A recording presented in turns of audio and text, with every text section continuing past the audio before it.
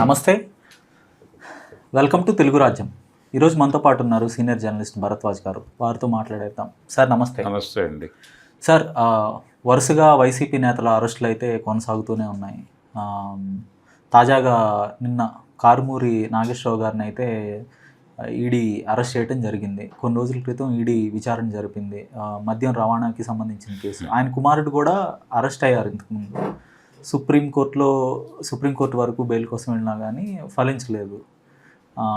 So ప్రతిపక్షం మీద కావాలని ఈ కక్ష సాధింపులు జరుగుతున్నాయి అనేది వైసీపీ వాదన. సో ఈడీ పర్టికులర్గా ఎంటర్ అవ్వటం, ఈడీ అరెస్టులు చేయటం అంటే కేంద్ర దర్యాప్తు సంస్థ కాబట్టి, ఇప్పుడు మొన్న అవినాష్ ఇంటి మీద కూడా దాడులు జరిగాయి. సో ఏంటి వీటి వెనకాల బీజేపీ ఉండి నడిపిస్తోందా ఏమంటారు? అంటే బీజేపీ సహకారం ఉందనుకోవచ్చా టీడీపీకి, లేదంటే ఇది యాజ్ యూజువల్గా ప్రాసెస్ ప్రకారం జరుగుతుందా? యాజ్ యూజువల్ ప్రాసెస్ ప్రకారమే జరుగుతుంది అనేది వాళ్ళు చెప్తున్న నేరేటివ్. ఏదైనా అలాగే జరుగుతుంది. అంటే వీళ్ళ కోరిక మేరకు వాళ్ళు రంగంలోకి దిగటం జరుగుతుంది ఎక్కడైనా. ఇప్పుడు చంద్రబాబు గారిని అరెస్ట్ చేయడానికి ముందు కేంద్ర హోంశాఖకి చెప్పారు వీళ్ళు, ఇలా మాజీ ముఖ్యమంత్రి గారిని మేము అరెస్ట్ చేయబోతున్నాము అని. వాళ్ళు అంటే మీకు మీ దగ్గర సాక్ష్యాధారాలు ఉన్నాయా? బలంగా ఉన్నాయి, ఇది వ్యవహారం అని చెప్పారు వీళ్ళు. చెప్తే ఓకే, మీరు కేసు నిలబడుతుంది అని నమ్మినా, లేదు నిజంగానే ఆ క్రైమ్లో ఆ ఇన్వాల్వ్మెంట్ ఉండి ప్రూవ్ చేయగలము అనే కాన్ఫిడెన్స్ మీకున్నా ముందుకెళ్ళండి, పర్వాలేదు అని చెప్పారు. చెప్పిన తర్వాతే అరెస్ట్ జరిగింది. మరి అదే చంద్రబాబుతో కరెక్ట్గా 4 నెలలు 5 నెలలు తిరగకుండానే మైత్రి బంధం నెరిపారు కదా బీజేపీ వారు. కాబట్టి వాళ్ళు ప్రాంతీయ పార్టీల నాయకుల మీద కేసులు పెట్టడానికి అవతల వాళ్ళు ఉత్సాహపడితే వీళ్ళు ఎవరినైనా అరెస్ట్ చేస్తారు. ప్రతి ఒక్కరూ భారతదేశంలో ఉన్న రాజకీయ నాయకులు అందరూ కూడా ఏదో ఒక కేసులో ఉండాలి. ఉంటే తమ కంట్రోల్లో నడవాలి ప్రపంచం. ఇది ప్రోగ్రాం.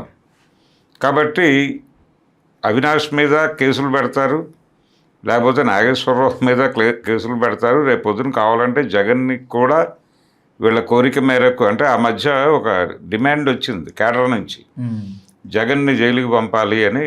చంద్రబాబు ముందు అది వీడియో బయటకు వచ్చింది కదా, జగన్ని జైలుకి పంపాలి అని కేడర్ అడుగుతుంటే, ఏమండే పంపేసి అతన్ని ముఖ్యమంత్రిని చేసేద్దామా అన్నట్టుగా మాట్లాడాడు ఈయన చంద్రబాబు. అదే పరిస్థితి. ఓకే, సో ఆయన ఒప్పుకుంటున్నారా జగన్ జైలుకి పంపటం వల్లే నేను ముఖ్యమంత్రి అయినని? జగన్ జైలుకి పంపటం వల్లే తాను ముఖ్యమంత్రి అయినని కూడా ఒప్పుకున్నట్టే అనుకోవాలి ఇప్పుడు ఆయన మాట అని ఉంటే. అవునంతే. అంటే చాలా సింపుల్ అండి. ప్రతిదీ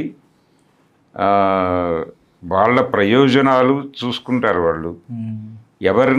ఎవరు పట్టించుకునే పరిస్థితి కాదు. కేంద్ర ప్రభుత్వం అంటే ఇక్కడేదో ఈ అరెస్టులు జరుగుతున్నాయి కాబట్టి, లేకపోతే ఈడీ వచ్చి దాడులు చేస్తోంది కాబట్టి వాళ్ళు ఏదో జగన్మోహన్ రెడ్డి మీద వ్యతిరేకంగా ఉన్నారు, చంద్రబాబు నాయుడిని పూర్తిగా చంకలో పెట్టుకుని తిరుగుతున్నారు అని కాదు. ఓకే అని అర్థం చేసుకుంటే పొరపాటు. వాళ్ళ పద్ధతిలో వాళ్ళు ఉంటారు. ఎవరిని ఎలా ఆపరేట్ చేయాలో అలా ఆపరేట్ చేస్తారు. అరెస్టులు, ఎంక్వైరీలు, కేసులు పెట్టడం అనే ఏరియాలో వాళ్ళు ఎవరి మీద ఏం చేయమన్నా చేయటానికి సిద్ధమే. ప్రతిదీ వాళ్ళకు ఉపయోగకరమే.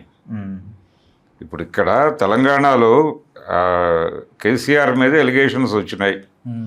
ఏది ఆ డ్యామ్ మీద, కాళేశ్వరం నిర్మాణంలో వీళ్ళు అవినీతికి పాల్పడ్డారు అని వచ్చింది. వచ్చినప్పుడు దాని మీద అసెంబ్లీలో చర్చ జరిగింది. అర్ధరాత్రి పూట ముఖ్యమంత్రి గారితో సభలో దీని మీద సిబిఐ ఎంక్వైరీ వేస్తున్నారని చెప్పించారు. చెప్పింది కాంగ్రెస్ ముఖ్యమంత్రి. ఆరోపణ వచ్చిందేమో ప్రతిపక్ష బీఆర్ఎస్ నాయకుడి మీద. ఇది సిబిఐకి ఇస్తానని ఏం చెప్పాడు అంటే అర్థం ఏమిటి? ఈ కేసులు పెట్టుకోవటం అనేది చెయ్యండి మీరు, ఆ చేయటం ద్వారా కేసీఆర్ జుట్టు మా చేతిలోకి వస్తుంది, అందుకని సిబిఐ ఎంక్వైరీ వేయండి అతను కొంచెం అన్కంట్రోలబుల్గా తిరుగుతున్నాడు, చేపలాగా అటు ఇటు దొరకకుండా. ఏదో ఒక ఏరియాలో ఒక పుల్ల నాటేస్తే ఇటు వచ్చైనా కొట్టుకుంటాడు కదా అని ప్రతి ఒక్కరిని లీగల్గా ఎక్కడో చోట, అంటే అందుకు అవకాశాలు ఉంటాయి. లిబరలైజ్డ్ ఎకానమీ, మార్కెట్ ఎకానమీలో ప్రతి చోట అంటే చట్టాలు దాని ప్రకారం మారలేదు. మారని చట్టాల్లో మారినటువంటి ఆర్థిక విధానాలు నడుపుతున్నాం మనం. కాబట్టి ఈ ప్రయాణంలో ప్రతి ఒక్క రాజకీయ నాయకుడు ఇప్పుడు రివర్స్లో గనక ఒక్కసారి డ్రైవ్ చేస్తే కేంద్ర ప్రభుత్వంలో ప్రస్తుతం మంత్రులుగా ఉన్న వాళ్ళందరూ లోపలికి వెళ్ళాల్సిన వాళ్ళే. ఏదో ఒక చోట దొరుకుతారు. సీరియస్గా ఒక రివర్స్ డ్రైవ్ పెడితే ఆ ప్రయత్నం ఎవరూ చేయట్లేదు, ఇంక్లూడింగ్ కాంగ్రెస్ పార్టీ. ఇప్పుడు ధర్మేంద్ర ప్రధాన్ విషయమే మాట్లాడుకుందాం. ఆ పేపర్ లీకేజీలు వెనక లీకేజ్ అయిన పేపర్ని ఒక్కొక్క విద్యార్థి 10 లక్షల నుంచి 20 లక్షల వరకు ఖర్చులు పెట్టుకున్నారని పేపర్లు రాశాయి కదా. ఎక్కడికి వెళ్ళి ఉంటాయి డబ్బులన్నీ? ఎక్కడి నుంచి జరుగుంటుంది ఆపరేషను? దీనిలో పెద్దోళ్ళు లేకుండా జరగదు కదా. లేదు, ఆంధ్రప్రదేశ్ వ్యవహారానికే వద్దాం.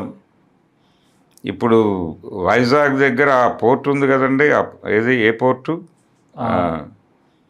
గంగవరం పోర్టు. ఆ పోర్ట్లో ఒక 5 నుంచి 7 ఇవి గంజాయి దొరికింది అని ఆ మధ్య వచ్చింది కంటైనర్లలో.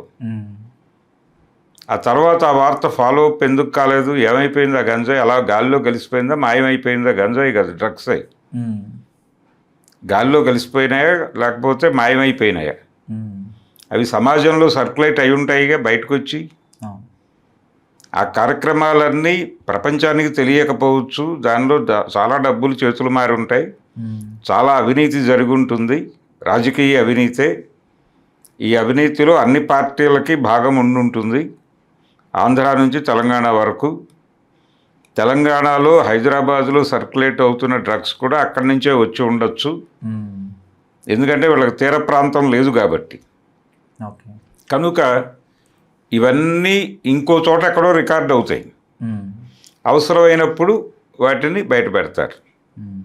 బయటపెట్టి ఈ కేసులో లోపలేస్తున్నాం అంటారు. ప్రతిదీ అవసరార్థపు గొడవే జరుగుతున్నది.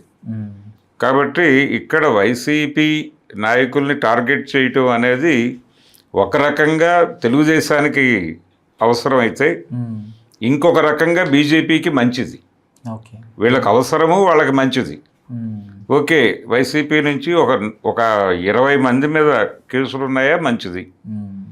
సో వీళ్ళ నుంచి ప్రెజర్ పెట్టి వీళ్ళని జగన్కి పేపర్ వెయిట్గా వాడతాడు రేపు పొద్దున ఈ కేసులు ఉన్న వాళ్ళందరినీ. అంటే వైసీపీలో ఉన్న ముఖ్య నేతల్ని వాళ్ళ మీద కేసులు పెట్టడం, నిర్బంధాల ద్వారా కొంత వైసీపీని మోటివేట్ చేసే ప్రయత్నంగా చూడాల్సి. అట్లా చూడాల్సిన అవసరం లేదు. ఎలా చెప్తారు మీరు? ఇప్పుడు వాళ్ళు రాజకీయాల్లో ఉన్నారండి. ఈ మధ్య ఒక ఆయన పాత డీజీపీ రామ్మోహన్ రావు గారిని ఇంటర్వ్యూ చేస్తూ, ఆయన ఎక్కువ ఇంటెలిజెన్స్లో చేశాడు. చేసిన వ్యక్తిని ఇంటర్వ్యూ చేస్తూ రాజకీయ నాయకుల ఆస్తుల ప్రస్తావన చేశాడు. ఆ రోజుల్లో చెన్నారెడ్డి గారు వీళ్ళందరూ ఏం సంపాదించుకున్నారండి ఇప్పటి నాయకులతో పోలిస్తే అన్నాడు ఈ పెద్ద మనిషి. దానికి ఆయన సమాధానం చెప్తూ, ఏం సంపాదించలేదు వాళ్ళు, అవన్నీ వాళ్ళ ప్రాపర్టీస్లోనే వాళ్ళు ఉండేవాళ్ళు, అంతే తప్ప వాళ్ళు ముఖ్యమంత్రులుగా చేసిన దాని నుంచి వాళ్ళు పొందిన ఆదాయాలు ఏమీ లేవు, ఎంతసేపు ఢిల్లీకి పంపించడం కోసం మాత్రమే ఏవో కొన్ని చేసేవాళ్ళు అని చెప్పాడు స్పష్టంగా. అంటే అప్పటి పరిస్థితి అదే. నిజానికి 95కి ముందు ముఖ్యమంత్రులైన వాళ్ళు ఎవరు సంపాదించుకున్న దాఖలాలు లేవు.